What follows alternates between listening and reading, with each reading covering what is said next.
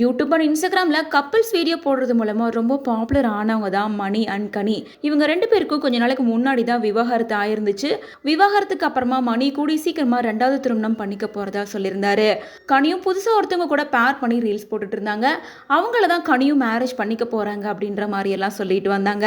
இதனால மணி தான் கூட ரீல்ஸ் பண்ணி ஷார்ட் ஃபிலிம் பண்ணுற தனுஷா அப்படிங்கிறவங்களையே லவ் பண்ணிட்டு இருந்திருக்காரு. ஸோ இவங்களுக்கு நேற்று தான் என்கேஜ்மெண்ட்டும் நடந்து முடிஞ்சிருக்கு. கூடி சீக்கிரமாகவே மேரேஜ் ஆக போகுது அப்படின்ற அப்டேட் கொடுத்துருந்தாரு. அதை தொடர்ந்து மணி கனி ஃபேன்ஸ் எல்லாருமே அவங்களோட வருத்தத்தை தெரிவிச்சிட்டு இருந்தாங்க. சில பேர் மணிக்கு ஆதரவாகவும் சில பேர் கனிக்கு ஆதரவாகவும் பேசிட்டு வந்தாங்க. இதெல்லாம் பார்த்துட்டு கனி முதல் முறையாக ரியாக்ட் பண்ணியிருக்காங்க.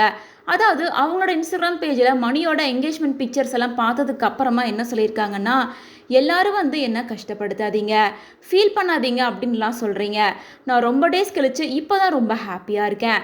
ஸோ எதை பற்றியும் என்கிட்ட பேச வேணாம், இது என்னோட ரெக்வெஸ்ட். ஆனால் என் மேலே இவ்வளோ பேர் கேரிங்காக இருக்கீங்க அப்படின்னு நினைக்கும் போது ரொம்ப சந்தோஷமாக இருக்குது.